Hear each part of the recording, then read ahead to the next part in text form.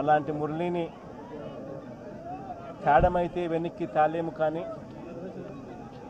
కానీ మురళి చేసిన త్యాగానికైతే మాత్రం ఆంధ్ర రాష్ట్రంలో ఉన్న ప్రతి ఒక్కరం కూడా మురళికి ఇప్పటికీ కూడా రుణపడే ఉంటాం.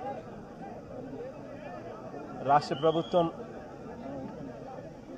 మొట్టమొదటిసారిగా ఏ జవాన్ చనిపోయినా కూడా ఆ జవాన్లకు ఇటువంటి ఘటనలో ఏదైనా కానీ ప్రాణాలు కోల్పోతే, దేశం కోసం పోరాటం చేస్తూ ప్రాణాలు కోల్పోతే 50 లక్షల రూపాయలు ఇచ్చే సాంప్రదాయం మొదలుపెట్టింది వైఎస్ఆర్సీపీ ప్రభుత్వ హయాంలో మొదలుపెట్టినందుకు చాలా సంతోషపడతా ఉన్నాం. ఆ సాంప్రదాయాన్ని కొనసాగిస్తూ ఇప్పటి ప్రభుత్వం కూడా 50 లక్షల రూపాయలు మురళి కుటుంబానికి ఇవ్వడానికి ముందుకు వచ్చినందుకు ఈ ప్రభుత్వానికి కూడా కృతజ్ఞతలే.